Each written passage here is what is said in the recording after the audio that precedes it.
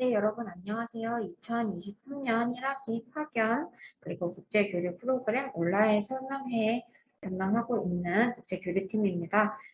오늘 프로그램 관련하여서 온라인으로 설명회를 진행하게 되었는데요. 참여해주신 학생분들 모두 원하시는 정보 얻어갈 수 있는 자리가 되었으면 좋겠습니다. 네, 그러면 설명회 바로 시작하도록 하겠습니다.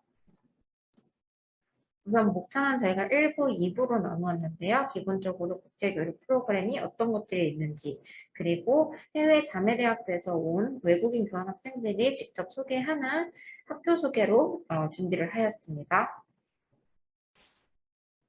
설명의 세부적인 목차는 다음과 같은데요. 국제교류 프로그램의 종류와 특징, 단기 연수 프로그램, 해외 장기 연수 프로그램, 교환학생 프로그램, 복수학위 프로그램, 인턴십 프로그램, 여기까지가 프로그램에 대한 내용이고, 그 다음에는 선발 절차, 학점 인정, 그리고 장학금 순으로 말씀을 드리도록 하겠습니다.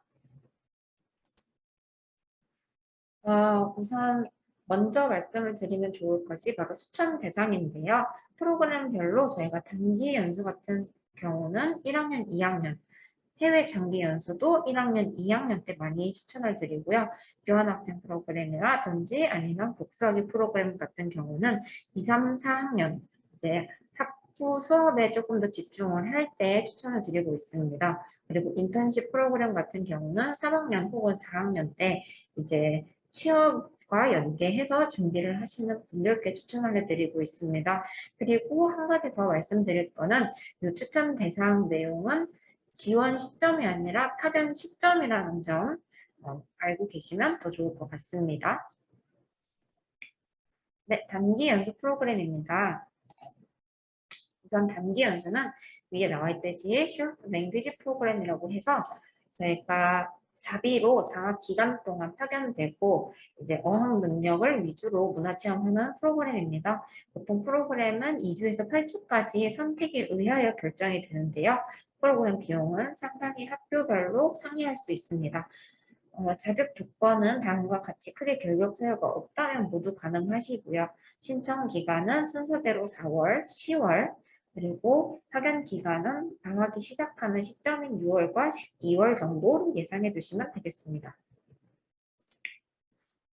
그리고 요거는 저희 단기 연수 프로그램이 진행 가능한 해외 자매 대학교인데요. 보기 쉽게 지도로 만들어 봤는데 좌측에서부터 시작을 한다면 미국, 중국, 말레이시아, 필리핀, 미국의 괌 이렇게 있다라고 생각을 해주시면 되겠습니다. 그다음은 해외 장기 연수 프로그램입니다.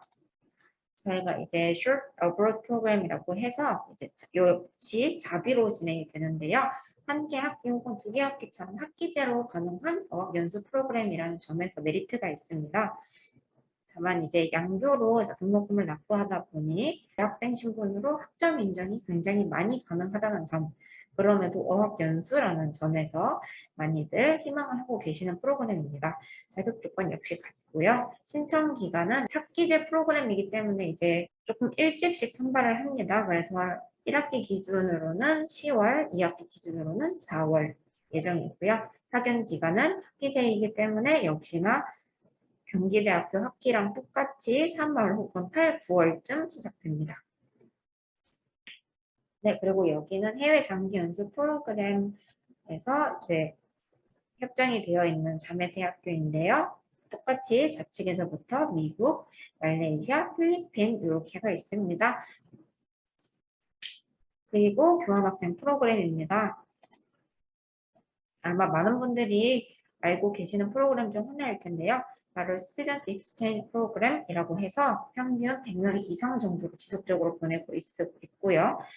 20개국의 80자매 대학교와 프로그램을 진행하고 있습니다. 가장 큰 장점 중에 하나라고 하면은 본교 재학생 신분을 유지하면서도 해외 자매 대학교 등록금 면제가 가능한 그런 학기제라고 생각하시면 되겠습니다.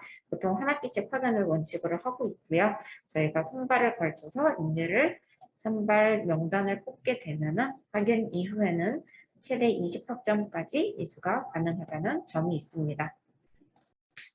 프로그램 자격 조건에 대해서 교환학생은 조금 더 저희가 보아야 할 점이 있는데요. 일단 파견 시점에 재학이 가능한 학생이어야 됩니다. 신청 기간 때는 휴학생도 신청할 수 있고 재학생도 신청할 수 있고 모두 가능하지만 파견 시점에 본교 등록 꼭 해주셔야 되고요.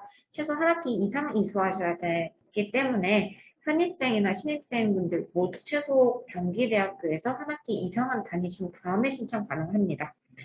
그리고 해외 자매 대학교에서 요구하는 어학 성적 소지 요거 명심해 두시고요.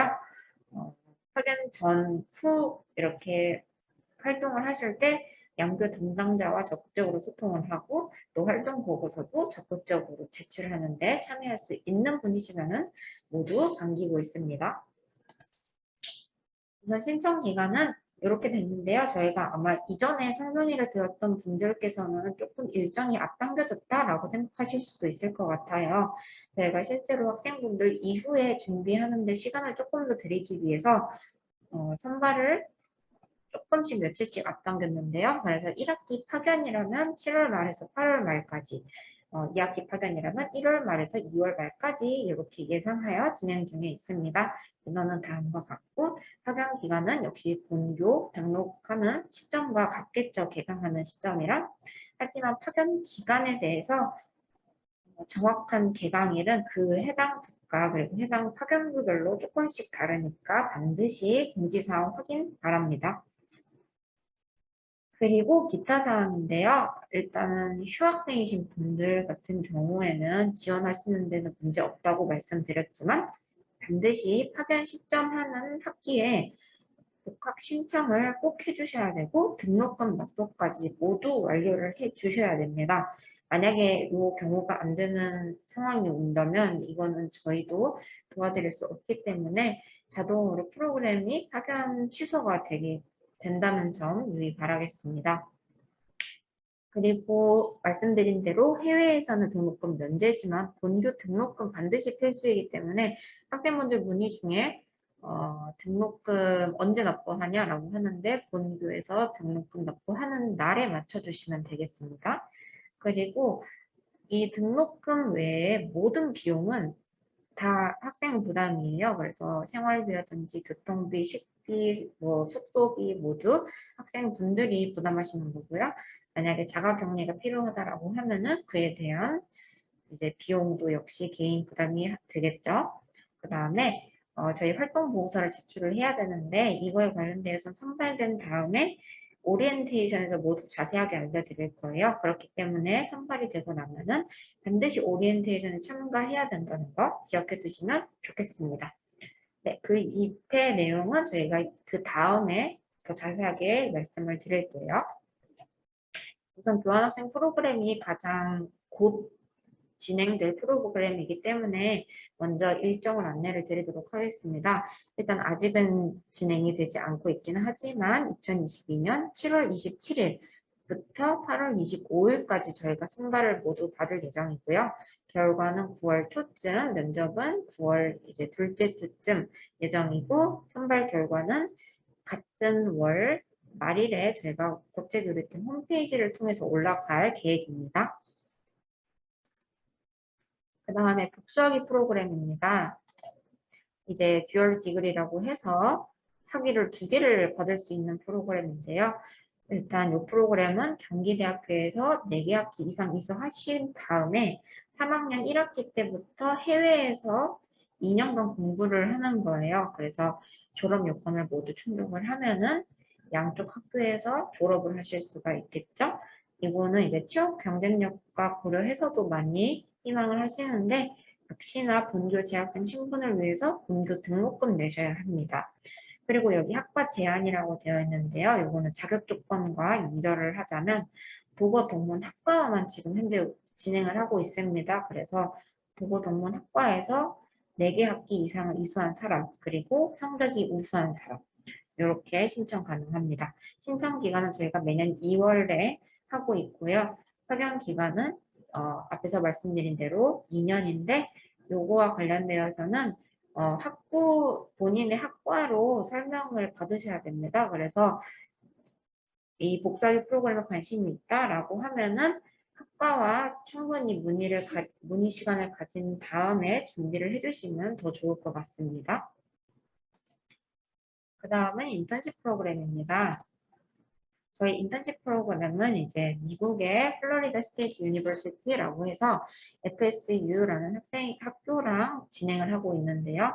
이제 다음과 같은 학과들을 통해서 그 미국 학교에서 10일 정도 수업을 듣고 요거에 대한 학점도 받으면서 이제 월트 디즈니 월드에서 약 6개월간 유급 견습 인턴으로 현장 학습을 진행하는 프로그램입니다. 이거 같은 경우에는 저희가 총 12학점을 들을 수가 있고요. 자율 선택, 전공 과목 모두 가능하고 있습니다. 그리고 참여하는 학생에게는 저희가 학연 학기 등록금 50% 절감 혜택을 현재 갖고 있는데요. 만약에 무료 복학 같은 경우에는 이게 불가능하니까 꼭 명심해 주시면 좋겠습니다. 그리고 요 밑에 내용은 저희가 다음 페이지 얘기를 하고 다시 돌아오도록 할게요. 인턴십 프로그램 같은 경우에는 자격 조건이 다음과 같습니다. 교환학생과 같이 재학생, 휴학생 모두 신청 가능하고요. 파견 시점에만 재학생 신분 유지하시면 됩니다. 그리고 이 프로그램 같은 경우에는 프로그램이 진행되는 기간 동안은 절대로 졸업을 하시면 안 돼요. 그래서 만약에 2023년 여름에 파견을 나간다라고 하면은 2023년 12월까지는 졸업이 절대 불가합니다. 졸업을 만약에 하시게 되면은 이 프로그램 이수 관련되어서는 아마 많은 어려움이 생길 거예요. 그리고 졸업 학점에 꼭 포함을 해야 되기 때문에 이 프로그램을 참여하고 나서 그냥 바로 졸업을 하겠다, 뭐 성적표가 나오지 않고 바로 졸업을 하겠다라고 하면은 그것도 안 됩니다. 네. 그리고 관련된 전공 학부는 이렇게가 있고 성적은 다음과 같고 아마 7번을 준비하시는 게 가장 중요할 거예요. IELTS 5.5, TOEFL 61, TOEIC 550에서 600 중 최소 1개만 가지고 계시면은 모두 지원 가능하신데요. 이걸 준비하는 데 있어서는 가장 중요한 건 이제 지원하는 학생의 영어 언어 회화 능력이 어느 정도 되느냐이기 때문에 이것도 같이 말씀드리는 게 좋을 것 같습니다. 네, 그리고 뭐 대학 외국 프로그램에서 3학기 이상 이수한 적이 없는 학생 이것도 중요하겠죠? 그리고 신청 기간은 저희가 지금 11월이나 12월 중으로 받고 있고요. 선발 인원은 15명 정도인데 이거는 조금씩 바뀔 수는 있습니다. 그리고 선발 절차는 1차로 저희가 본교에서 서류 면접하고 면접도 진행을 할 거예요. 면접 진행을 하고 나서 선발된 인원에 한해서 디즈니 월드 담당자와 최종적으로 대면 면접을 진행을 할 겁니다. 그 면접을 진행하면서 본인이 어떤 학부 쪽으로 배정이 되는지 확인이 되면 최종적으로 선발 인원이 되었다라고 생각을 해주시면 될 것 같아요. 근데 이 인턴십 프로그램 관련해서 가장 지금 중요하게 알아야 될 거는 코로나로 인해서 프로그램이 중단된 상태입니다. 그래서 앞으로 돌아가자면 다번에 현재 진행 상황, 이제 코로나 확산으로 인해서 2022년도 인턴십 프로그램이 취소가 확정이 되었고요. 현재로서는 이 FSU랑 월트 디즈니 월드 요두 곳에서 이제 2023년도 여름 진행 가능성에 대해서 논의 중에 있습니다. 아직까지는 저희 국제교류팀도 받은 내용이 없어서 안내를 드리기에는 많은 제한이 있는 상황이고요. 2020년 이후 사전 선발 혹은 선발자 중에서 아직까지 프로그램을 연기하시는 분들께는 저희가 선발 우선권을 반드시 드릴 거지만 선발 조건이 그 해당 연도에도 여전히 유효한지 그리고 면접을 봐서도 여전히 회화 능력에 문제가 없는지 모두 확인을 하고 나서 다시 선발이 된다는 거, 이 부분 꼭 말씀을 드리도록 하겠습니다. 그리고 나번 유의사항에 지금 여기서 말씀드린 이 FSU와 월트 디즈니 월드랑 함께하는 인턴십 프로그램 외에는 국제요리팀과는 관련이 없어요. 그렇기 때문에 다른 인턴십 프로그램, 뭐 현장 실습 프로그램 같은 경우는 해당 부서로 문의를 해주시면 감사하겠습니다. 네, 그러면은 이제 선발 절차를 한번 해보려고 하는데요. 아마 이전에 설명회를 참여하셨던 분들께서는 이게 아마 처음 보는 항목이실 거예요. 저희가 선발 진행에 있어서도 제가 지원을 했는데 언제 나오나요? 아니면 어떻게 선발을 하나요? 라는 질문을 가끔 받기도 합니다. 그래서 그런 분들의 문의도 저희가 다 수용을 하고자 해서 선발 절차가 어떻게 진행이 되는지 더 구체적으로 준비를 하였기 때문에 앞으로도 같이 선발의 내용에 대해서 공유를 하면 좋을 것 같아 준비하게 되었습니다. 일단 선발 과정으로는 모집 공고, 온라인 지원, 서류 심사, 면접 진행, 그리고 선발자 발표입니다. 일단 모집 공고는 저희가 홈페이지 공지사항으로 확인을 하실 수가 있는데요. 이 모집 공고에서도 제가 어떤 학교를 궁금해하는데 이 학교에 대해서는 어디서 찾아봐야 되나요? 아니면 제가 담당자랑 직접 얘기를 해보고 싶은데 담당자 연락처 좀 알려주시면 안 될까요? 이렇게 문의가 오시는 분들이 가끔 계세요. 그런 분들을 위해서 저희가 모집 공고를 어떻게 보면은 정말 100% 활용을 하실 수 있는지 직접 같이 확인을 해보도록 하는 시간도 가져보겠습니다. 지금 학교 홈페이지 화면이 보이실 텐데요. 여기서 저희가 국제교류팀 공지사항을 들어가 보자면요. 이렇게 공지사항란을 들어오실 수가 있습니다. 그러면 여기에 모든 국제교류팀 프로그램과 관련된 공지사항이 모두 확인을 하실 수가 있는데요. 여기서 선발이라고 치면은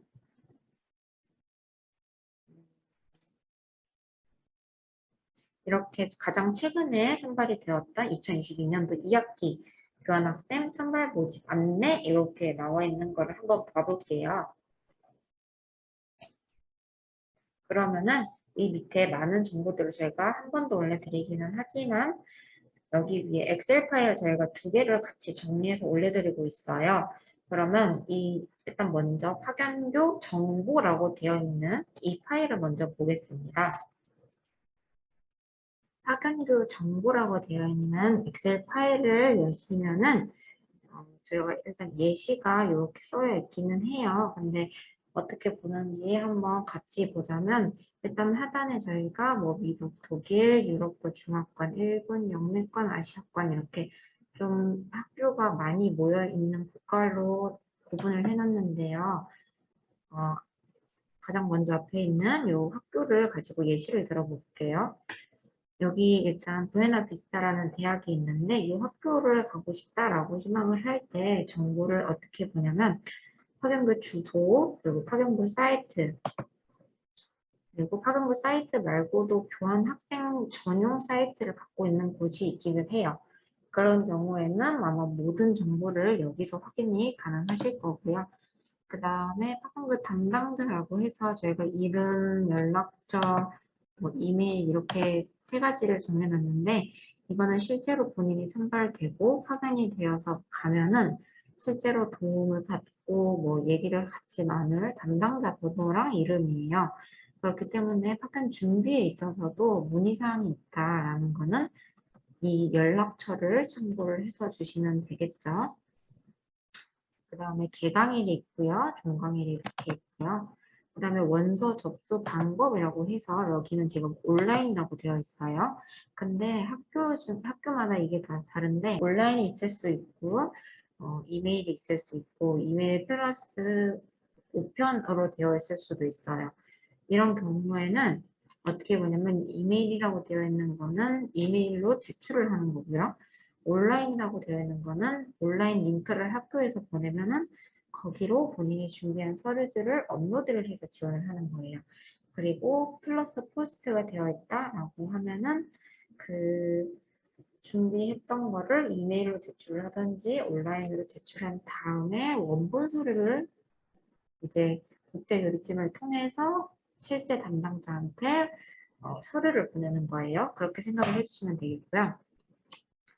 교환학생 원서는 그럼 어떤 거가 있죠? 라고 보면은 여기 원서에 저희가 웬만하면 거기다 정리를 해놨어요. 그리고 확인할 수 있는 링크도 같이 첨부를 거기다 해놓는 편이고요. 여기는 지금 원서가 이렇게 5가지가 정리가 되어 있는데 보면은 교환학생 신청서, 그 다음에 본교 성적표, 그리고 영어 어학 성적표, 그리고 여권, 그 다음에 본인 계좌 잔고 증명서 이렇게 있죠. 그러면은 이 5가지를 다 준비를 하시면 돼요. 보통 서류 같은 것 중에 담당자 서명이 필요한 경우도 있는데 그거는 저희 나중에 오리엔테이션 때도 한번 말씀을 드릴 거지만 담당자한테 문의를 해주시면 바로바로 처리를 해드릴 거니까요. 그 외에는 거의 다 학생분들 본인 스스로 준비를 하실 수 있는 부분입니다. 그 다음에 수강 목록을 보시면은 이렇게 링크가 있는데요. 그 링크를 타고 들어가시면은 이제 파일이 나올 수도 있고 학교 사이트가 나올 수도 있어요. 거기서 본인이 수강할 수 있는 목록 찾아보시면 되겠고요. 간혹 이제 언어가 순전히 영어만 쓰지 않는 나라들도 있죠. 뭐 유럽이 될 수도 있고 중화권, 일본 이렇게 될 수도 있는데 특히 중화권에서 이제 영어 수업 말고 이렇게 중국어로 수업하는 경우 그리고 영어로 수업하는 경우가 나뉘어져 있는 경우도 있어요. 이런 경우에는 가능하면은 중국어 위주 수업 명단이랑 이제 영어 수업 명단 이렇게 따로 업로드를 해놓기는 합니다. 근데 이것도 어디까지나 학교 측에서 제공하는 정보에 기반하는 거라서 그냥 모든 수업 목록이 하나에 다 들어있는 경우도 있긴 해요. 하지만 실질적으로 학생분들이 들을 수 있는 수강 목록이 변하지 않기 때문에 링크 안에서도 꼼꼼히 살펴주시면 좋을 것 같습니다. 그 다음에 밑에 기숙사 정보가 있죠? 학생분들 기숙사가 어디에 있는지 뭐 그런 것도 다 확인하실 수 있죠. 금액적인 부분까지도 링크가 있는 경우도 있고 아니면은 저희가 그냥 이렇게 정보로 짤막짤막하게 기재를 해놓는 것도 있어요. 하지만 이런 수강 목록 기숙사 정보 같은 경우에 나는 사이트 자체를 보고 싶다, 내가 직접 보고 싶다 하는 경우가 있을 수도 있죠. 그런 경우에는 웬만하면은 교환학생 사이트 링크가 있다면 여기 들어가시면 되겠습니다. 그리고 장학금이 있는 학교도 있기도 해요. 그런 경우에는 제가 링크라든지 아니면 얼마를 받을 수 있다 정리를 해놓겠지만 이렇게 없음으로 나와 있을 수도 있습니다. 그 다음에 성적표 수령 가능일이에요. 요거는 변경이 될 수도 있고 한데 일단은 여기에 나와 있는 정보 때 내가 성적표를 받을 수 있겠구나 라고 생각을 해서 학점 인정 신청 고려해 주시면 되겠습니다. 이 외에 학교마다 이거는 정보의 차이여가지고 뭐가 있을까요? 이렇게 기숙사 정보가 이렇게까지 다양하게 나와 있는 곳도 있을 수 있고요. 아니면 지금 빠르게 볼 수 있는 것 중에는 여기 학교 같은 경우에는 비자 신청 정보라고도 되어 있죠. 이런 경우에는 비자를 교환학생 같은 경우에는 어떤 비자를 신청을 해야 되고 어디로 문의를 해야 되고 그리고 비자 신청하고 또 어떤 절차를 해줘야지만 되는지 이런 것도 안내가 되는 경우도 있습니다. 하지만 어디까지나 이런 정보가 제공되는 건 학교별로 상이한 거니까요. 그거는 조금 양해해서 봐주시면 되겠습니다. 저는 어떤 학교를 가고 싶은데 그 학교에서 요구하는 어학 성적이 대체 뭔가요? 라고 궁금을 하시는 분들도 계시겠죠. 그런 분들은 다음 파일을 볼게요. 지금 아마 또 새로운 엑셀표를 보실 수 있을 텐데 이거는 이제 선발표라고 되어 있는 엑셀 파일이 있을 거예요. 그 파일에 들어가면은 이렇게 국가별로, 학연교별로 이거는 지난 기준이기는 하지만 2023년 1학기면은 2023년 1학기 때 어떤 학교에서 몇 명까지 뽑는지 인원도 파악하실 수 있고요. 그 다음에 자격 조건 여기 이렇게 나와 있죠. 요거 보시고 준비해 주시면 되겠습니다. 개강일은 이제 앞에 나왔던 파일에 또 확인하실 수 있는 거지만 한 번 더 확인해 주시고 출국을 잡아야 되니까요. 그리고 수업 방식이 아직까지는 코로나가 걸려 있어서 대면이냐 비대면이냐 아직까지는 같이 알려드리고 있습니다. 그리고 자격 조건 중에 가장 많이 물어보시는 게 여기 같은 경우, 이 대만학교 같은 경우에 지금 한 5가지 정도가 있죠. 근데 저는 여기서 뭐 토익밖에 없는데 그러면 지원을 못 하나요? 이거 다 챙겨야 되나요? 라고 하는 경우가 있어요. 근데 공지사항에도 있고 저희 배부 자료에도 있지만 어디까지나 택 1 하시면 됩니다. 모두 다 있어야 되는 거는 아니에요. 그렇게 하면 너무 어렵겠죠. 그러니까 여기서 토익이 있다 하면은 근데 토익이 750이 된다라고 하면은 이 학생분은 중국어 자격증이라든지 뭐 다른 토플, IELTS 없어도 이 대만의 푸젠 카톨릭 유니버시티라는 곳을 지원하실 수가 있는 거예요. 그리고 뭐 밑에 이렇게 영어, 중국어 가능자라고 되어 있는 것들도 있죠. 이런 것들은 이제 실제로 크게 특별하게 언어 자격증이 없어도 가능하다는 의미로 받아주셔도 됩니다. 지원하실 때 없어도 지원을 해주시면 저희가 그 안에서 최대한 선발을 하는 거고요. 하지만 당연히 이렇게 가능자라고 되어 있어도 언어 실력을 갖고 지원을 하시는 친구분들도 있을 거예요. 그런 경우에는 당연히 그 안에서 언어 점수를 또 평가를 해서 고득점자 순으로 순차적으로 배정을 할 겁니다. 그렇기 때문에 학생분들한테 가장 얘기를 드리고 싶은 거는 나는 이 교환 학생을 다녀오고 나서 또 많은 생각을 해보고 싶다라는 것도 정말 좋은 길이지만 최소한 학교에서 요구하는 어학 성적을 하나쯤은 가지고 있는 게 학생분들이 선택할 수 있는 방향이 정말 많아져요. 학생분들 정말 면접을 했는데도 회화 능력도 전혀 떨어지지 않고 수업 듣는 것도 다 할 수 있을 것 같아 라고 저희는 판단을 해도 학교 측에서는 언어 점수가 없어서 이 학생은 따라오는데 우리가 확인하기 어렵다라고 해서 파견 거절을 하는 경우도 있어요. 왜냐하면 저희가 선발을 하지만 어디까지나 선발자이고 최종 파견이 되느냐는 입학 허가서라는 거를 받아야 하기 때문에 학생분들은 정말 가능하면 언어 자격증은 웬만큼은 다 만들어 두시면 좋겠습니다. 이렇게 파일 구분해서 활용하시면 좋을 것 같아요. 그러면 다시 발표로 돌아가 볼게요. 이렇게 모집 공고를 모두 확인하시고 나면은 온라인 지원을 하시겠죠? 온라인 지원에서 가장 중요한 거는 바로 1차, 2차를 모두 지원을 하셔야 된다는 점입니다. 1차로 저희가 종합정보 서비스, 푸티스에서도 신청을 하는데요. 이제 요렇게 페이지가 아마 뜰 거예요. 학생분들이 신청 마당에서 국제교류 프로그램 신청을 누르시면은 여기 신청하기를 누르실 수 있습니다. 그러면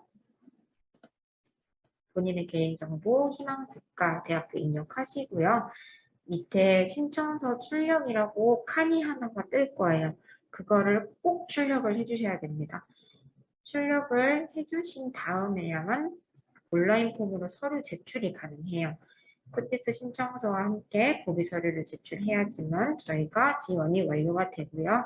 항상 얘기를 하지만 서류 접수 마감일 저희가 이번엔 자정까지니까 자정까지는 무조건 지원을 해주시기 바라겠습니다. 그 다음 서류 심사 면접 진행은 저희가 어떻게 진행을 하고 선발 발표는 고득점 순으로 순차 배정 이렇게 알고 계시면 좋을 것 같습니다. 네, 그리고 이걸 깜빡했는데 국제교류 프로그램 참가 신청서를 다운받으면 이런 서류를 받으실 수 있어요. 이게 있어야지만 저희가 푸티스로도 확인이 가능하고 실제로 접수가 완료될 수 있습니다. 그 다음에 지원 자격입니다. 아마 이 부분에 대해서 학생분들 얘기가 굉장히 많았다고 저희도 확인이 되었어요. 그래서 저희가 결정된 사항 바로 알려드리도록 하겠습니다. 일단 경기대학교 정규 학생으로서 1학기 이상 이수하신 분이셔야 됩니다. 지원 시점에서는 재학생, 휴학생 모두 가능하시고요. 2023년 1학기 파견 선발자, 그러니까 2022년 2학기에 지원하시는 분들까지는 저희가 4학년 2학기까지 파견 가능하도록 조치를 하였습니다. 이 부분에 대해서 파견이 어렵다, 이제는 더 이상 파견이 불가능하다라는 내용을 조금 더 미리 알려주셔야 되는 거 아니냐라는 부분에서도 저희가 어느 정도 이해를 하고 학생분들께 최대한 많은 기회를 드리기 위해서 한시적으로 이번 내년 1학기 파견자까지만 저희가 허용을 해서 진행하기로 결정을 하였습니다. 그런데 학생분들 이 부분에 대해서 저희가 한 가지 더 말씀을 드리자면 모든 국제교류팀 프로그램을 선발을 하는 경우에는 국제교류 프로그램 선발 규정에 따라서 진행을 해야 됩니다. 그래서 저희가 사실 이전에도 학생분들 문의를 주셨던 부분 중에 이전에도 졸업 학기생도 파견을 갔었고 뭐 초과학기생도 갔었다라고 말씀을 해주신 분들이 계셨는데 저희가 이전에는 그렇게 진행을 했다는 거를 저희도 확인을 했어요. 근데 그렇게 진행을 했다는 거는 저희가 최대한 학생분들께 많은 파견 기회를 드리려고 했던 이제 의도였지만 실제로 학생분들이 졸업 문제에 있어서 그리고 학점 문제에 있어서 성적표 발급이 안 돼서 뭐 정말 여러 가지 문제로 실질적인 문제가 굉장히 많습니다. 학생분들의 의지와는 조금 다르게 흘러가는 경우가 있기도 해요. 그런 부분에 있어서 이렇게 계속 진행하는 거는 학생분들께도 피해를 많이 줄 것 같다라는 점에서 최종적으로 결정이 된 거니까요. 앞으로는 이 바뀐 부분에 대해서 조금 이해를 해주시고 따라주시면 좋겠습니다. 그렇기 때문에 2023년 2학기 파견 선발자, 그러니까 2023년 1학기 때 지원을 하시는 분들께서는 파견 학기가 본인의 최종 졸업 학기가 될 수 없습니다. 이때부터는 정확하게 7학기 때가 본인이 파견 갈 수 있는 마지막 학기라고 저희가 추후에 공지를 한 번 더 드리기도 할 거예요. 뭐 건축학과 같은 경우에는 10학기까지가 정규 학기이기 때문에 9학기까지도 파견이 가능하시겠죠? 그리고 저희가 학년 평균 평점 성적표를 봤는데 3.0 이상인 분들을 말씀드리고 있습니다. 3.0 만약에 제가 2점 후반대인데 못하나요? 라는 분들은 신청하시는 건 가능하세요. 근데 당연히 서류 심사 때 단점이 들어갈 수 있다는 점 미리 말씀드리겠습니다. 그리고 해외 자매대학교 어학 성적 기준을 저희가 정리를 해봤어요. 2022년 평균 기준으로 보자면 영어를 먼저 볼게요. 영어와 관련되어서는 저희가 CEFR이라고 해서 유럽연합 공동언어 표준 등급이라는 게 있습니다. 이걸로 B2 레벨을 만족하시면은 거의 대부분 다 무난하게 통과를 하세요. 이 B2 레벨은 그러면 정확히 어떤 게 있나요? 라고 하면은 그 옆에 저희가 환산을 해 놓았는데요. 토플로 72점, IELTS 5.5, 아니면 6.0, 토익 785, 뭐 듀오링고로 80, 이 정도를 생각을 해주시면 되는데요. 이거는 조금씩 뭐 매년마다 조금씩 달라질 수는 있으니까요. 한 번씩 개별적으로 확인을 해주시면 더 좋을 것 같습니다. 중국어 같은 경우에는 HSK 가장 많이 보시겠죠? 레벨 4 정도는 보통 요구를 하시고요. 그 다음 거는 대만에서 보는 건데 많지는 않지만 가끔 5레벨 정도를 얘기를 하시기도 합니다.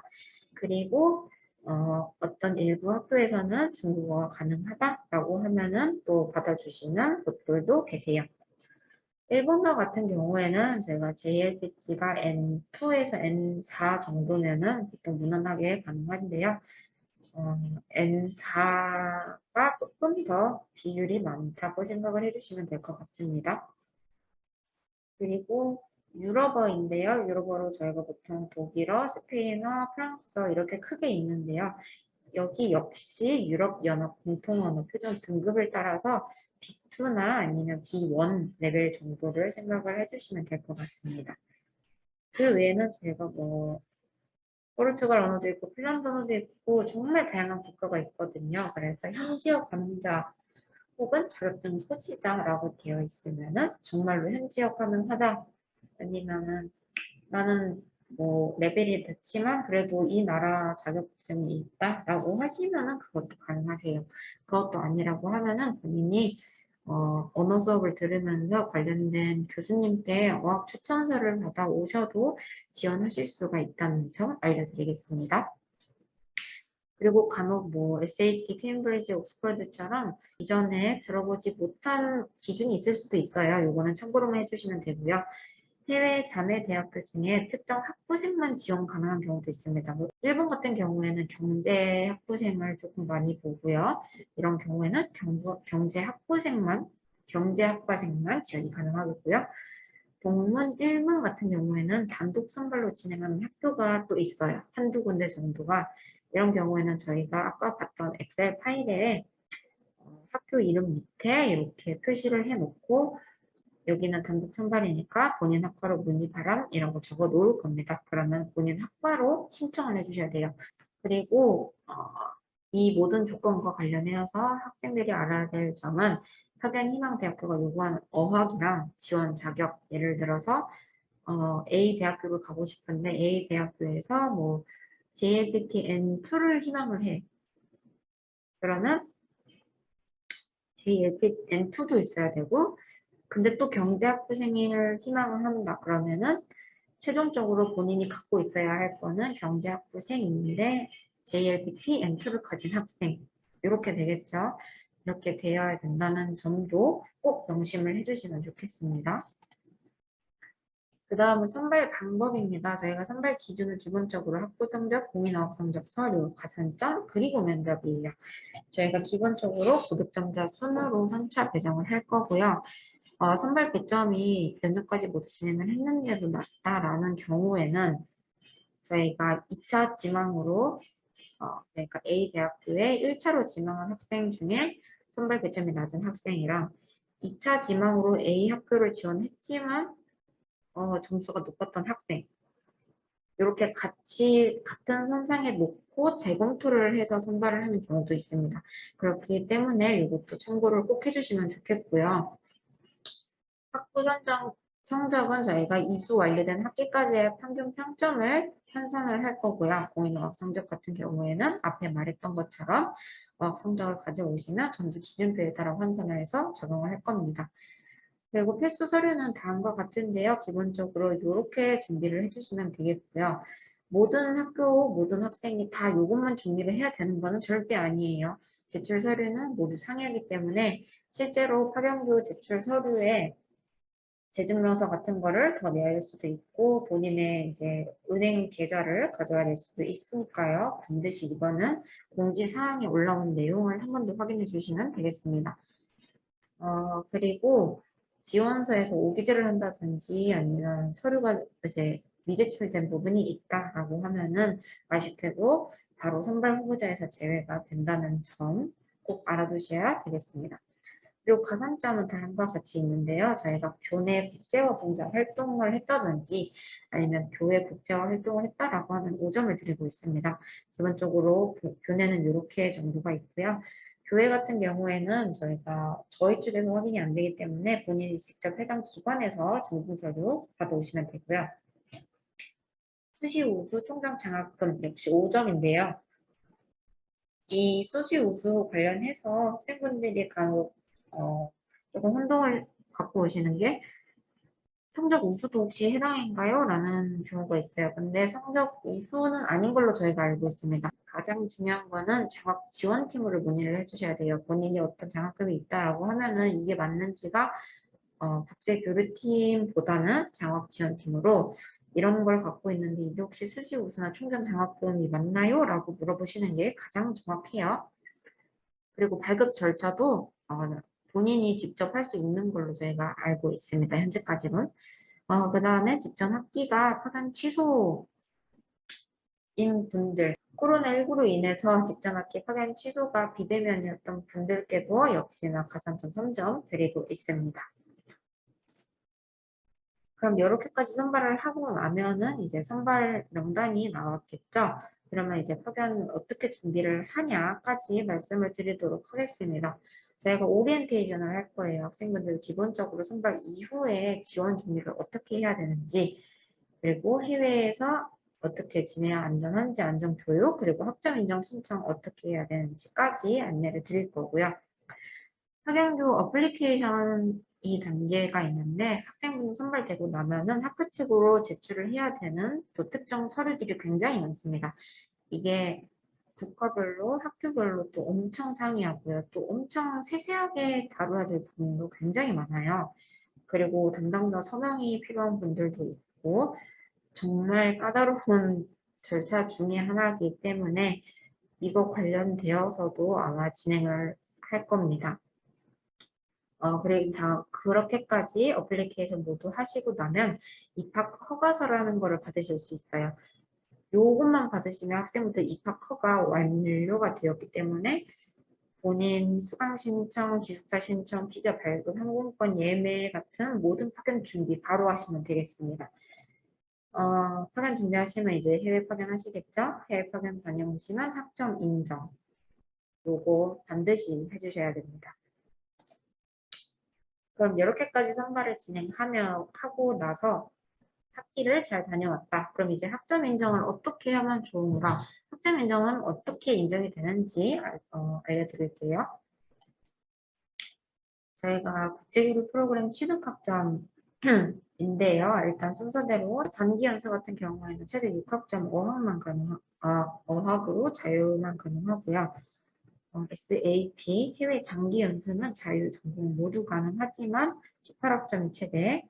그리고 교환학생 복수학위는 자유랑 전공 둘 다 가능한 대신 최대 20학점까지 가능하고요.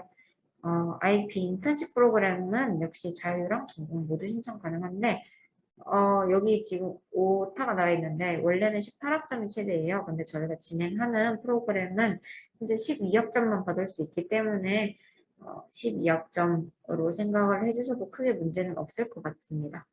그리고 여기 귀국 전, 귀국 후로 프로그램 학점 인정 관련해서 어떤 걸 하면 좋을지가 있는데 요거는 학생분들이 따로 한 번씩 읽어주시면 좋을 것 같아요. 그다음 학점 인정 규정입니다. 일단 공통적으로 학생분들 최대 인정 가능 학점 있죠. 앞에서 말을 했던 이 부분을 초과하는 경우는 신청서 접수가 안 됩니다. 저희가 바로 수정해서 다시 제출해 달라고 요구를 해드릴 거예요. 그러니까 반드시 유의를 해주시기 바라고요. 해외 자매 대학교에서 가끔 먼저 출력되는 성적표가 있는데 이걸로 해도 될까요? 라는 경우가 있어요. 근데 그게 이제 공식 서류가 아니라든지 아니면 내용이 이제 아직 기재가 안 된 성적표라든지 같은 경우에는 저희가 내용이 다르다라고 판정을 해서 접수가 역시나 안 된다는 점이고요. 해외 취득 과목은 모두 패스나 논패스로 인정이 될 거기 때문에 본교 학점 인정에 반영이 안 됩니다. 네, 평균 평점에는 적용이 안 돼요. 그리고 이거는 이제 여기 교환학생, 뭐 복수, 인턴십 같이 전공 과목이 인정 가능한 경우에 대해서의 내용인데요. 전공 학점 인정이 가능한 거는 본인의 본 전공만 포함이 되는 건 아닙니다. 복수 전공, 부전공도 모두 신청 가능해요. 근데 대신에 그 해당 전공 교수님과 상담이 필요합니다. 이거에 대해서는 저희가 최소 3인 정도의 전공 과목 교수님의 인정 도장이 필요하고요. 그리고 뭐 3번, 4번 같은 경우에는 아마 저희가 오리엔테이션 때 한 번 더 얘기를 드릴 거고요. 5번 같은 경우 이제 학과 중에 전공 과목 최대 이수 학점이 제한이 있는 경우가 있어요. 뭐 중어중문학과처럼 연간 12학점이다. 이런 경우에는 이렇게까지만 신청 가능하다는 점을 또 알아두셔야겠죠? 네. 그러면 이제 국제교류 장학금 말씀드리도록 하겠습니다. 저희가 일정은 다음과 같은데요. 우선 순서대로 단기연수 같은 경우에는 저희가 성적 우수생 혹은 활동 보고를 모두 다 올렸는지 확인을 하고 선발을 합니다. 신청 기간은 보통 순서대로 9월, 3월쯤에 진행이 되고요. 그리고 장학금 지급 같은 경우에는 11월 혹은 5월에 지급을 할 겁니다. 그리고 SAP 해외 장기 같은 경우에는 참가하시는 분들께는 드리고 있는데 여기 지금 수정이 안 되어 있네요. 근데 요거는 SLP 어학연수 프로그램을 같이 묶어서 9월과 3월 정도로 예상을 해주시면 되겠습니다. 12월, 6월이 아니라 9월, 3월입니다. 장학금 지급은 역시나 이렇게 같이 진행이 되고요. 교환학생 같은 경우에는 저희가 공인어학 자격증을 일단 기본적으로 볼 거예요. 성적 우수인지도 함께 볼 거고요. 요거에 대한 신청을 12월, 6월쯤에 진행을 하고 장학금 지급은 11월 혹은 5월에 진행을 할 겁니다. 그리고 저희 이거 교환학생 관련해서 한 가지 더 말씀드릴 수 있는 거는 저희가 체험생이 공모전이 하나 더 있어요. 여기 지금 여기 아마 통합되어서 정보가 정리된 것 같은데 여기 보면 성적 우수자 혹은 활동 보고 우수생이라고 되어 있죠. 요거는 저희가 이제 체험수기 신청자를 볼 때에 이제 판별하는 이제 내용들입니다. 체험수기에 관한 공지는 저희가 이전에 진행된 거는 인스타그램이라든지 아니면 비교과 프로그램으로도 확인을 하실 수 있기 때문에 참고로 알아두시면 될 것 같습니다. 그리고 인턴십 같은 경우에도 참가학생 지급인데요. 알려드린 대로 지금 코로나 때문에 진행을 안 하고 있어서 이거는 추후 다시 공지를 드리도록 하겠습니다. 네. 그리고 2부는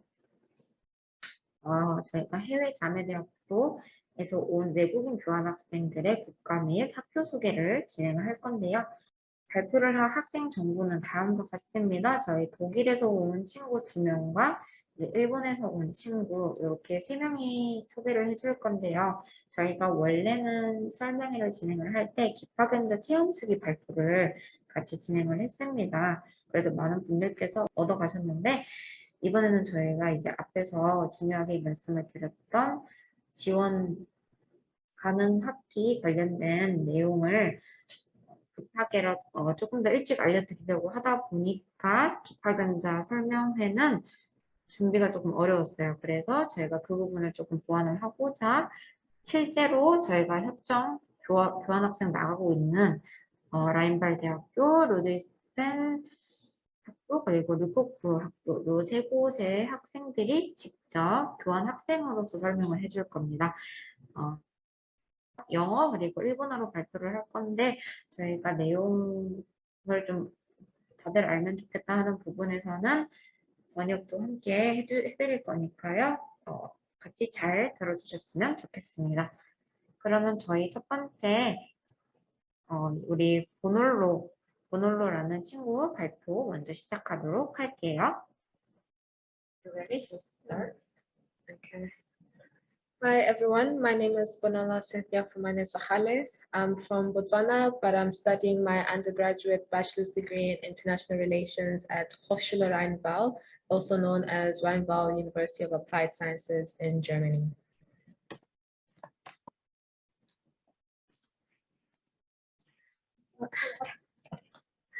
So firstly, we'll look at the table of contents. I'll briefly introduce Hochschule Rheinbau, and then I'll go on to the academic work-life balance, as well as the social living conditions, and of course, my closing remarks.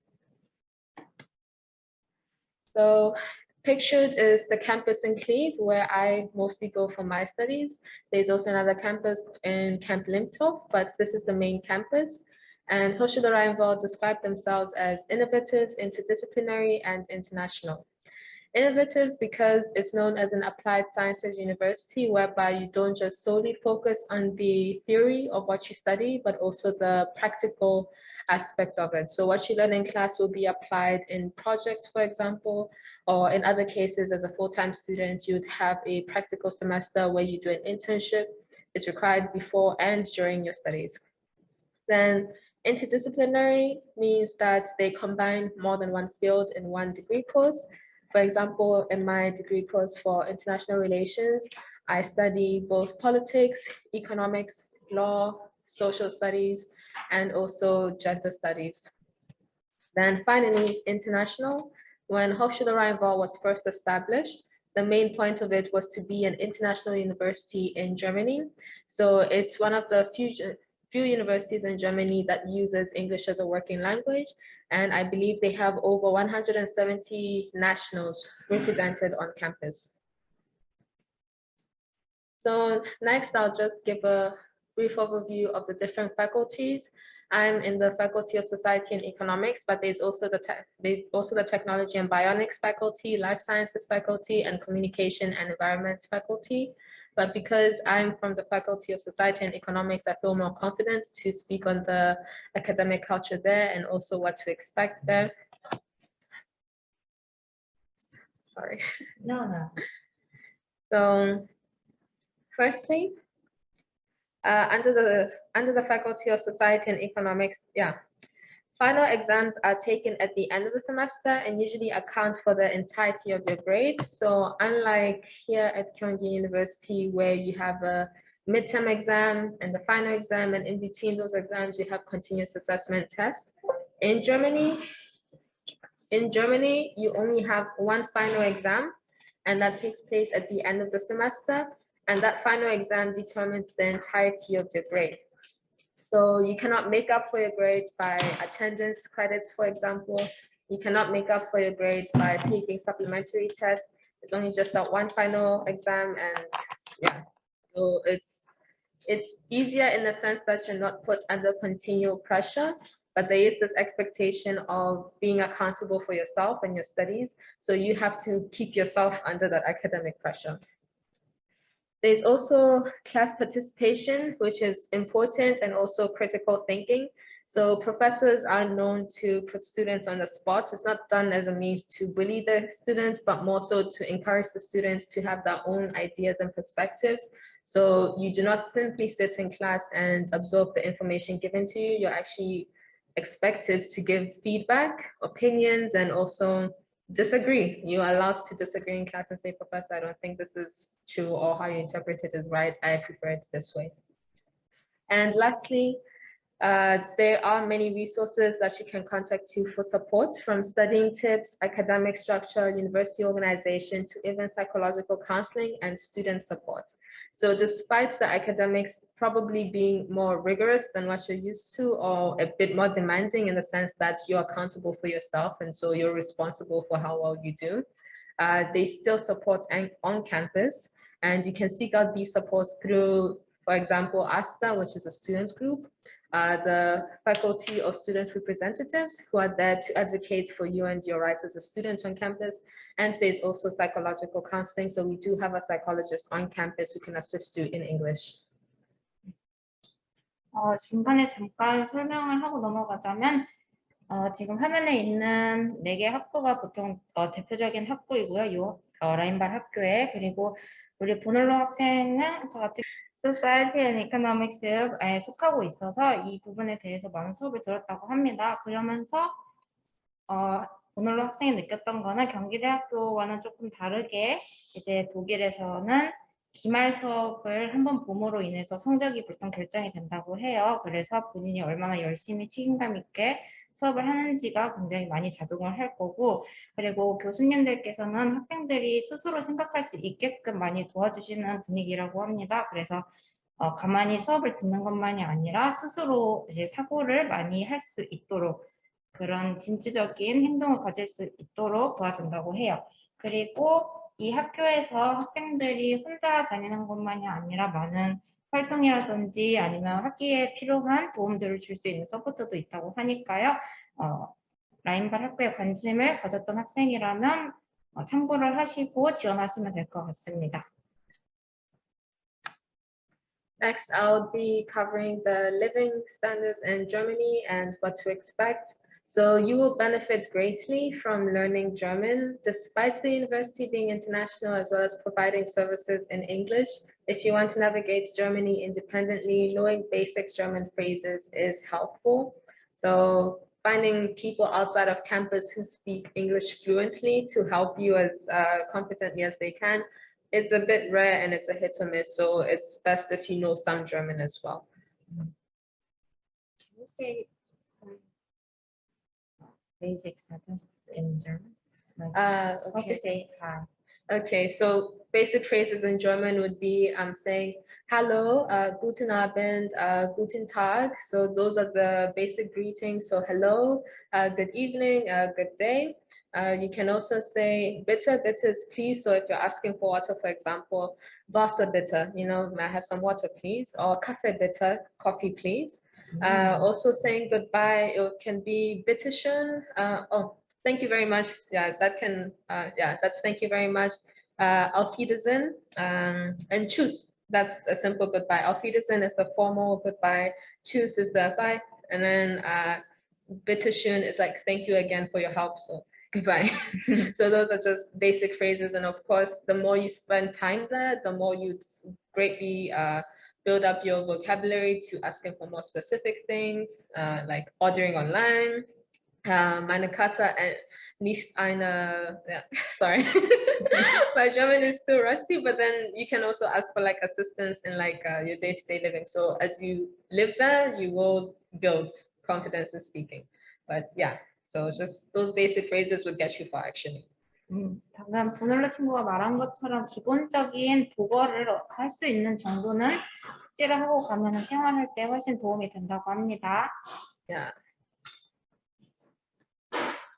And then there's now socializing and day-to-day living. So what does it look like on a typical day? So you're going to have to decide if you're going to live on campus in the dorms or via private rental. I've done both, and personally, I prefer living in the dorms because it's very convenient.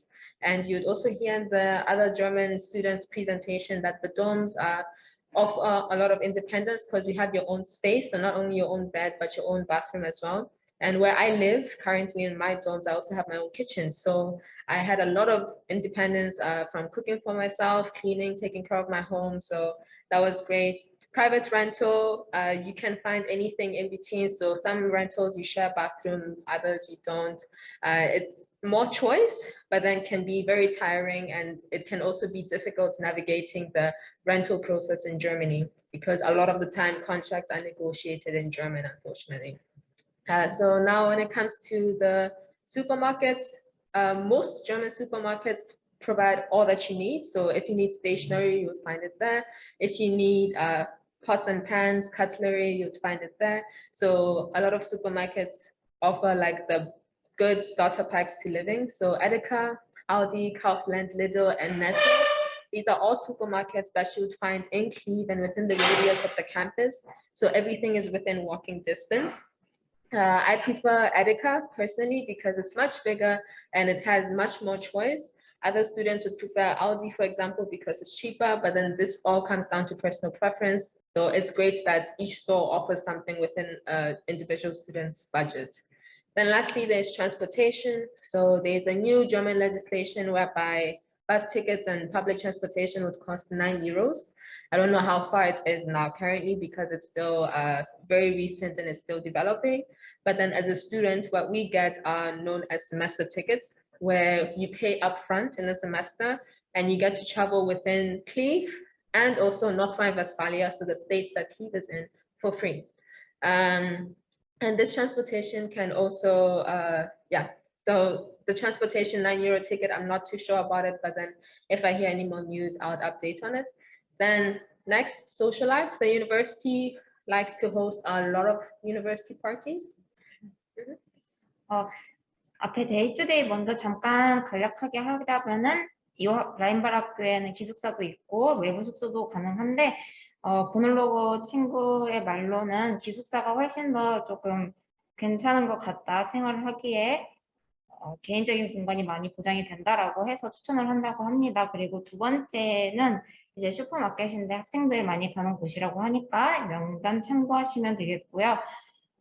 마지막에 교통편에 관련해서는 보통 학기 티켓처럼 이렇게 따로 구매를 할 수 있는 거를 사용을 했대요. 근데 지금은 아마 업데이트가 좀 돼서 다른 티켓을 보통 구매할 수도 있다고 하니까 요거는 따로 개인적으로 검색을 해보시면 더 좋을 것 같습니다. So the university likes to include a lot of socializing parties and events, such as hosting club events at the local club Rathaus. And we also have international events that are done by students themselves, like you'd have the Festival of Lights Diwali, you'd also have Arabian Nights, you'd also have Zim diaspora parties. So because of how international the university is, you can come across a lot of cultural festivals that you probably have never been to whilst here in Korea. You'd find them there in Kyiv.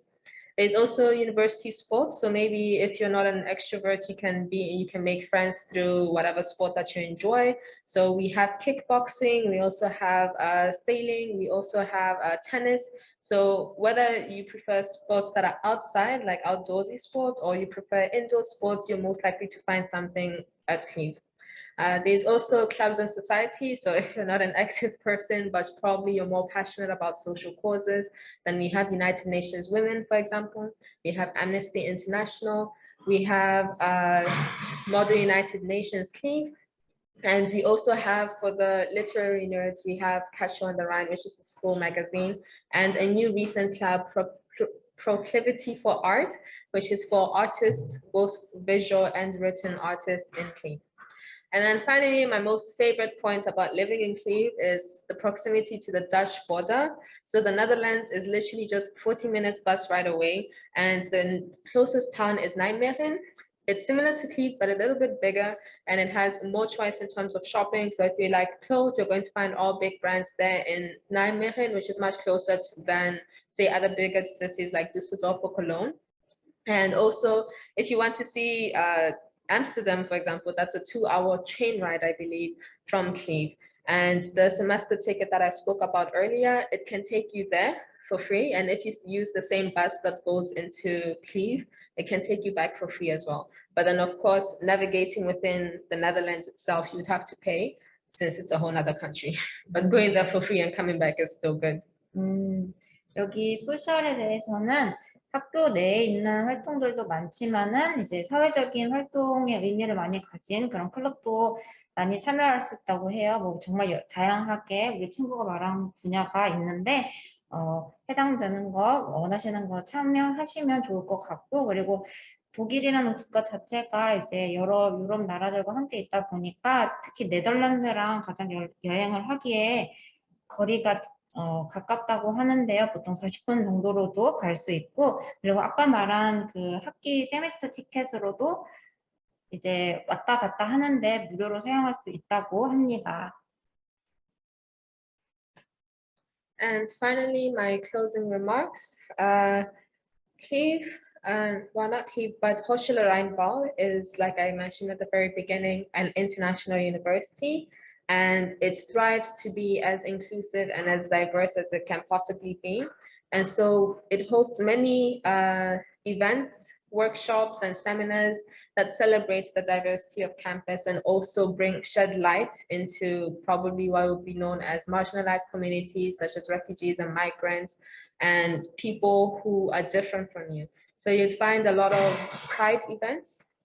You'd find a lot of gender sensitivity training. You'd find a lot of anti-racism activism taking place on campus. And I find these to be the highlight of my university because as a person from a small African nation, coming there, it makes me feel a bit more safe to know that I'm in an environment whereby I will not be othered for being someone from another country, and instead I'll be celebrated and also supported.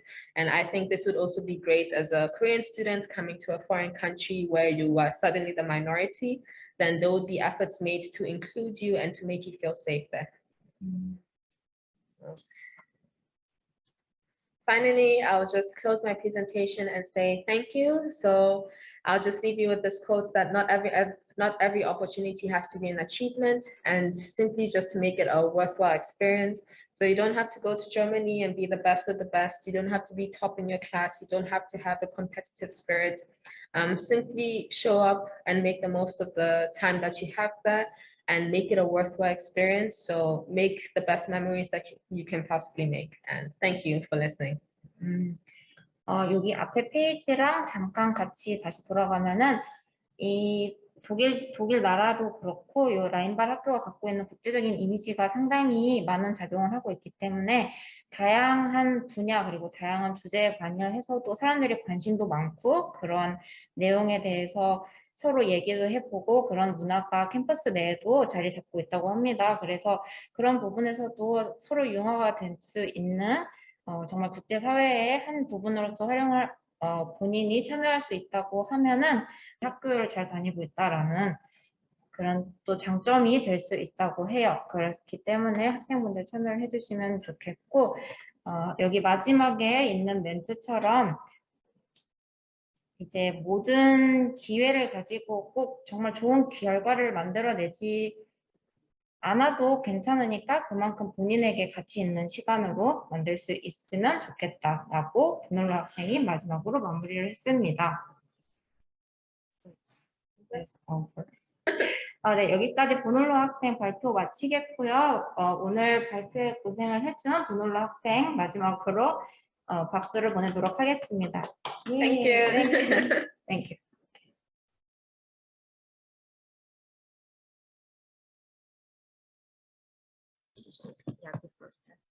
이 학생은 다리우스라는 학생이고요. 앞에서 나와 있듯이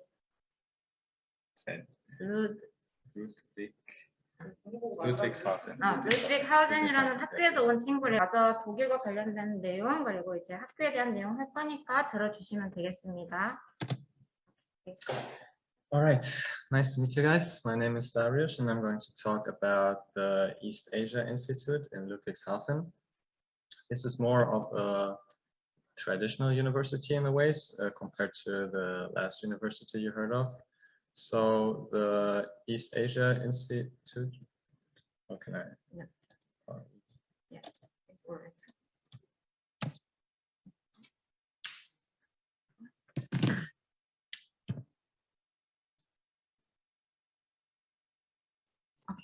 All right. So the East Asia Center belongs to the University of Business and Society in Ludwigshafen. At our university, we have about 40 different degree programs, and we focus on mainly business management. That means a lot of types of different management, financial management, marketing management, also international management, what I'm doing currently. At our university, we also have a strong focus on social work or on science and research. We have a lot of body programs for exchange students. So if you would choose to come to Germany to our university, there would be not a problem at all to get along with people and to get used to life in Germany. At our university, we have a lot of emphasis put on personal initiative and self-organized learning, as well as just being an adult, simply said, because from my experience on here in Korea, there is a lot of focus as well on being punctual and attending classes. And for example, at the university in Germany, the professors don't really care about how much you attend lessons or not, because at the end it comes down to your last exam and how you perform on the last exam. A lot of German universities also don't have midterms, as you heard from the last presentation. It also depends on the professor as well. Some professors say, okay, I want to have some midterms as well, but in most of the times you don't have any midterms.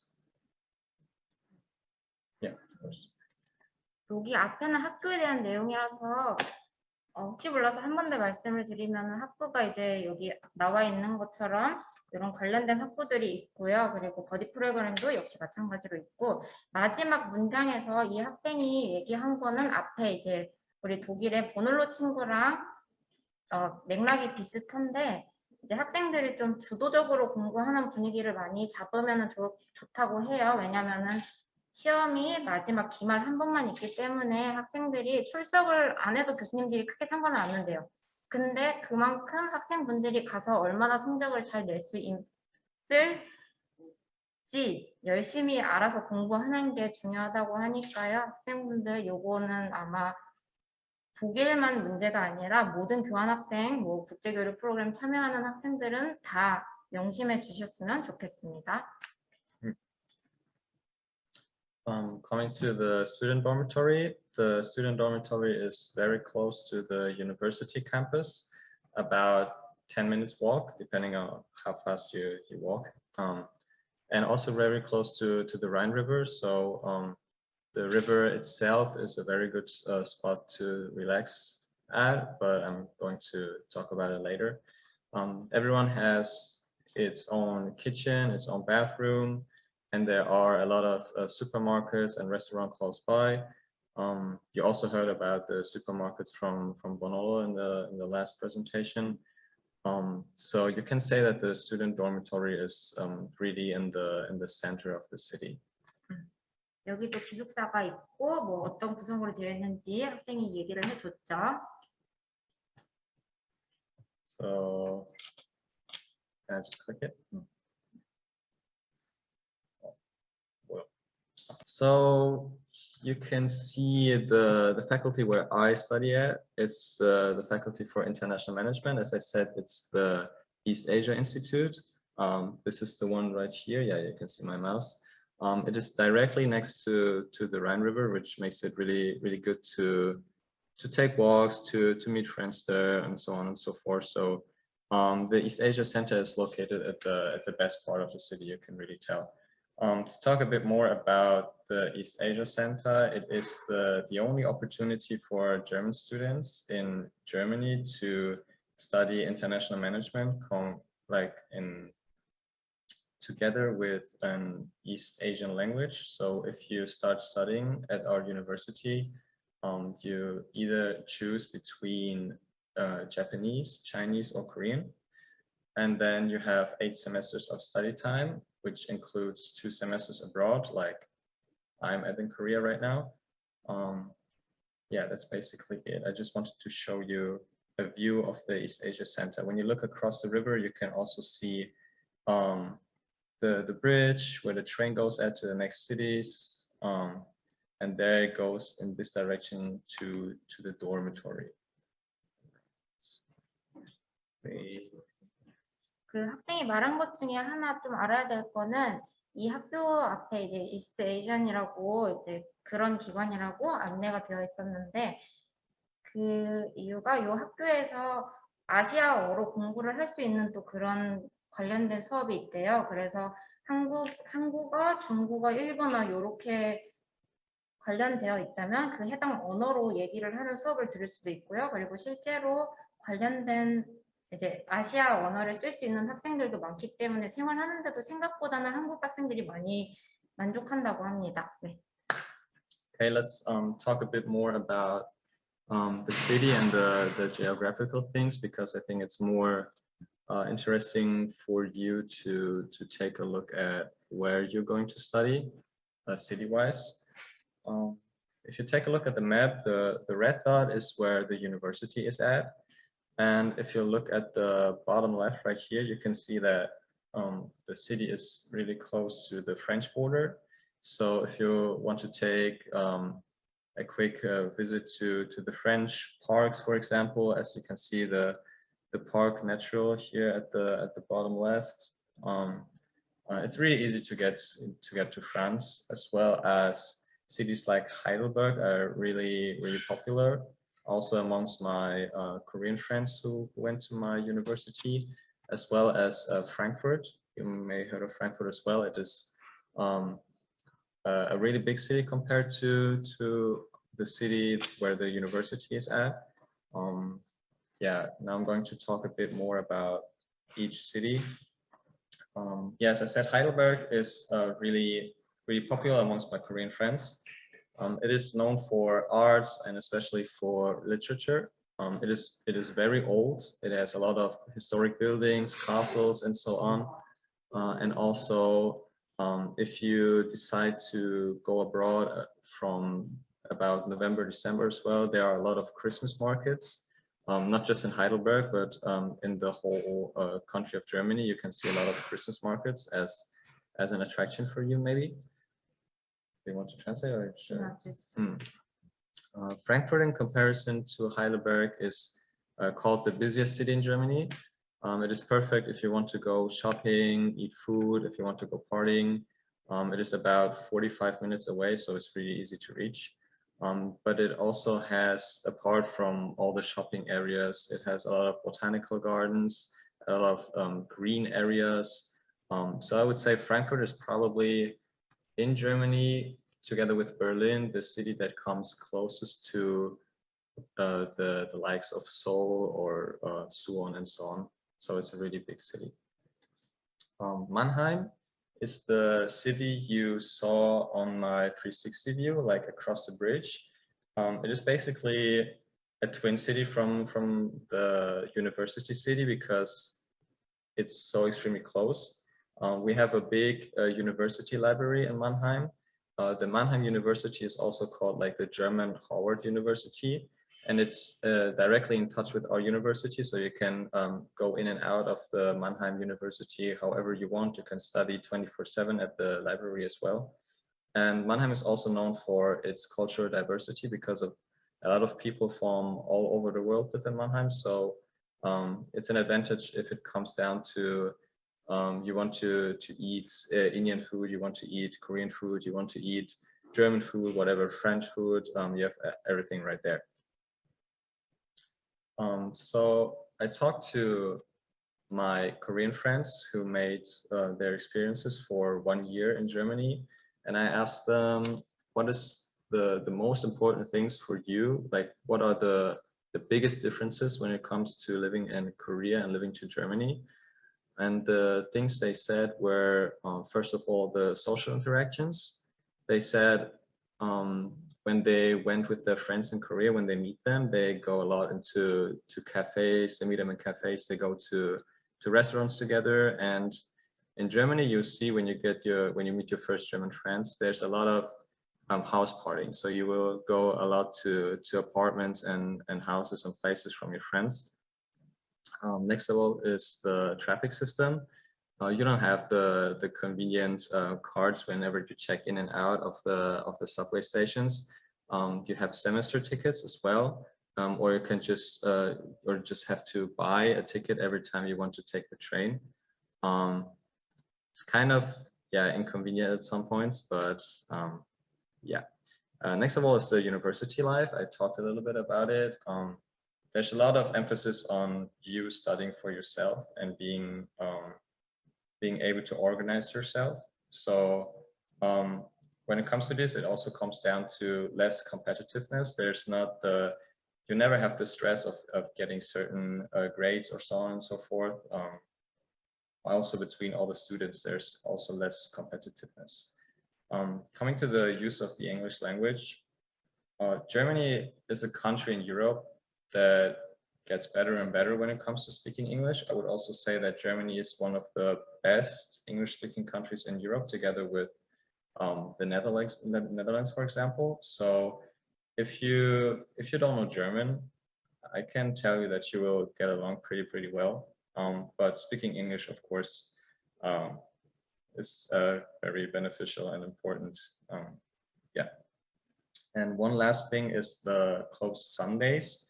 If you've seen YouTube videos about Germany, like I did about Korea before I came here, many people will say that there's the thing called closed Sundays. On Sundays, everything is closed. So if you decide to go grocery shopping on Sundays, for example, or you just want to go out there shopping clothes and so on, you will get disappointed because really everything is closed on Sundays. This is like related to the church and so on and so forth.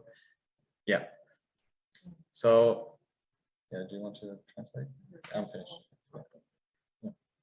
요 페이지는 그 독일의 이 친구 학교에서 교환을 1년 동안 했던 한국 학생이 말해줬던 내용들이래요.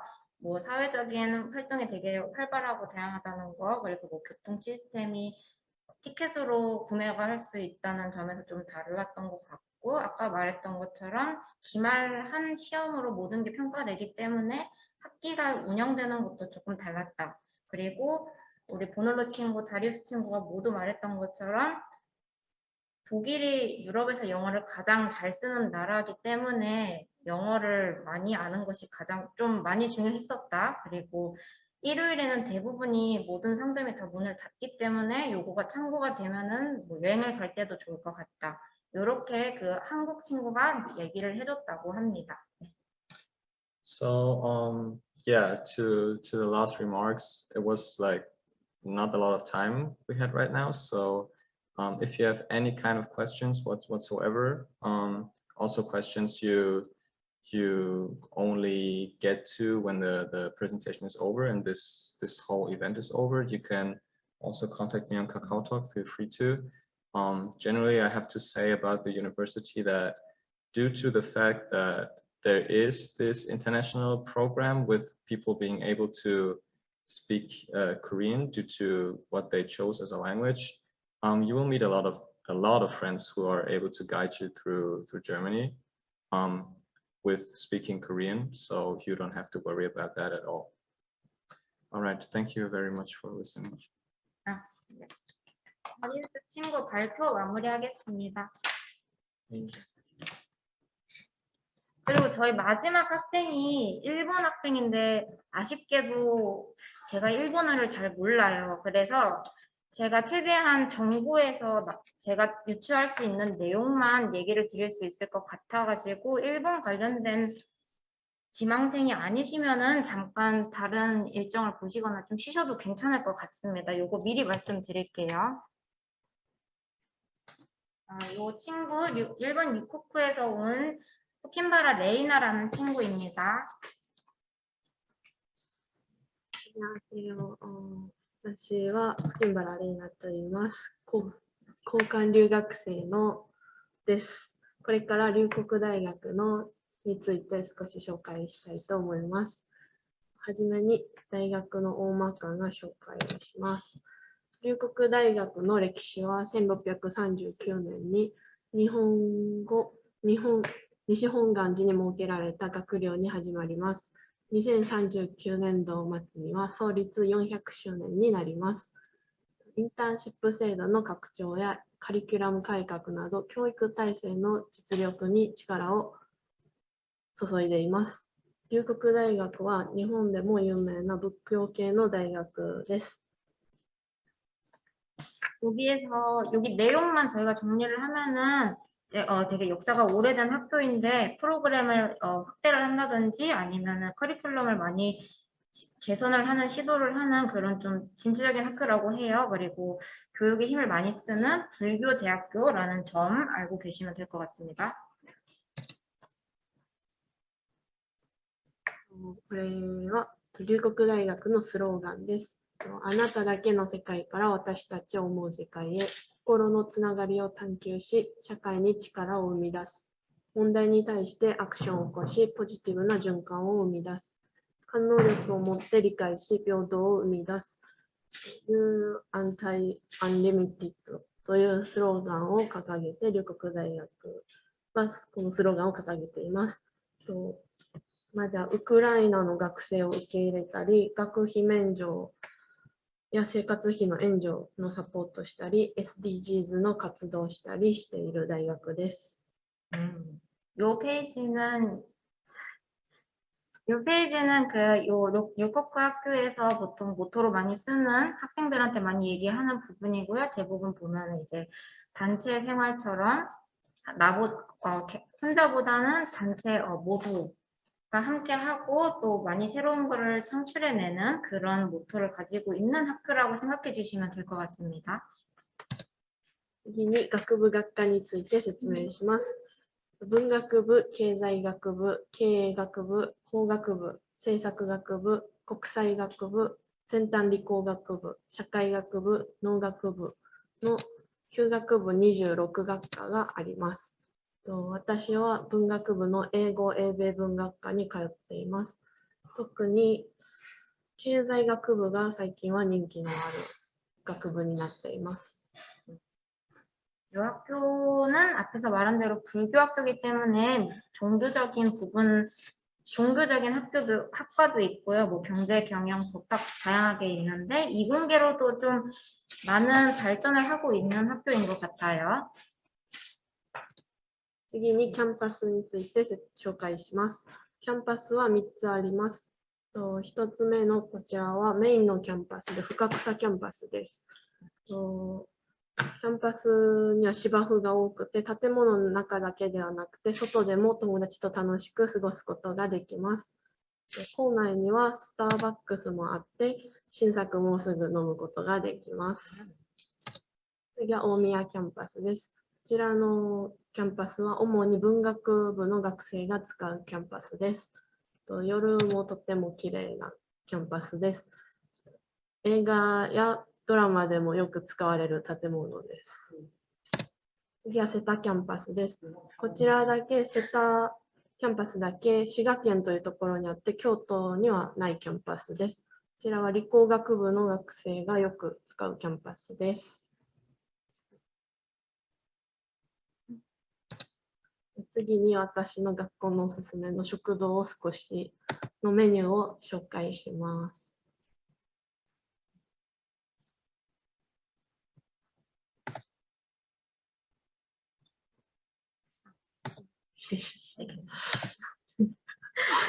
学校の食堂なんですけど、主菜からおかず、うどん、ラーメンなど、丼など、すべて自分で選ぶことができて、安く美味しく毎日食べれるので、ぜひ行ってほしいところです。 이게 실제 학교에서 먹을 수 있는 학식이라고 하네요. はい。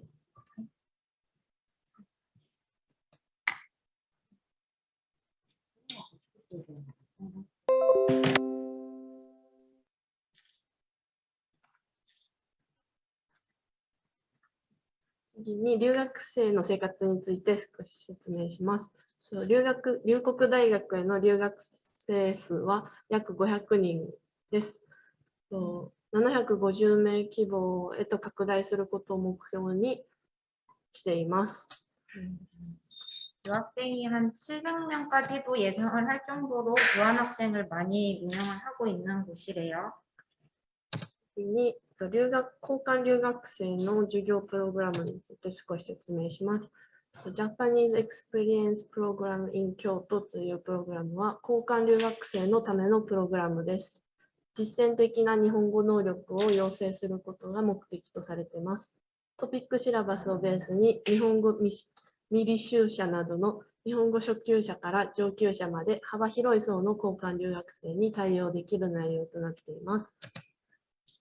留学生は日本事情科目という科目を受けることができて、日本語、英語で受講することができます。さらに語学要件が満たされて、担当教員から許可があれば、希望する学部や大学院の授業も履修が可能です。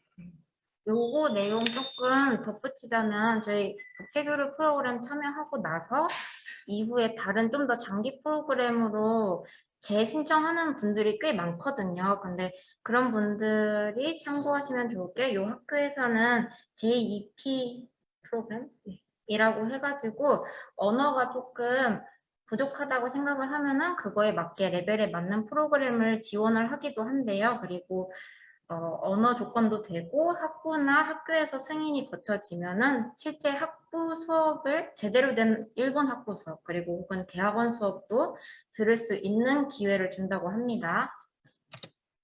次に留学生別科という交換留学生ではない留学生へ向けた授業のプログラムについて説明します。2021年度の留学生別科の入学者数は21人でした。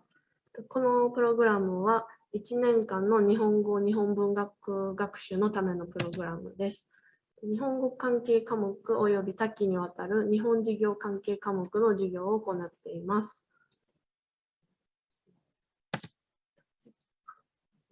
次に留学生寮について説明します。龍谷大学には寮が3つあります。1つはミトラ館で、こちらは比較的新しい寮になっています。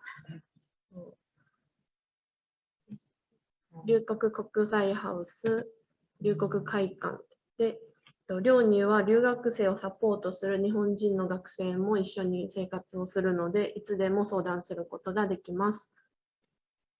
最後に京都の写真を少しお見せします。京都には観光名所がたくさんあって、春、夏、秋、冬、一年中綺麗な景色です。私的には日本では京都がおすすめな場所なので、ぜひ京都、日本に留学や観光に来てもらえたらなと思います。これで発表終わります。ご清聴ありがとうございました。네. 여기까지 일본에서 온 레이나, 포킨바라 레이나 친구의 발표였어요. 네. 고생하셨습니다. 보고 있으니까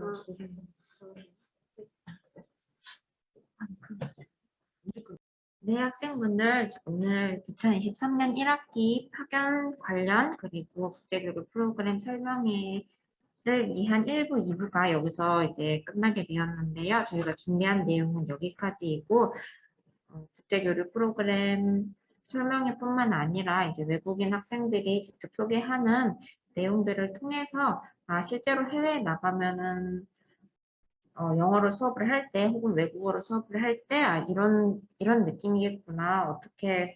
어떠한 분위기에서 공부를 하겠구나라는 것까지 얻어갈 수 있는 자리가 되었으면 더더욱 좋을 것 같습니다. 네, 요거에 관한 내용들은 저희가 이렇게 마무리를 할 거고요. 설명회를 통해서 만약에 질의사항이 있다, 궁금한 것이 조금 더 있다라고 하시는 분들은 저희 Q&A 시간에서 남겨주시면 답변을 드리도록 하겠습니다. 네, 그러면 일단 우선 저희 2023년 1학기 파견 국제교류 프로그램 온라인 설명회는 여기서 마치도록 하겠습니다. 네, 모두 들어주셔서 감사합니다.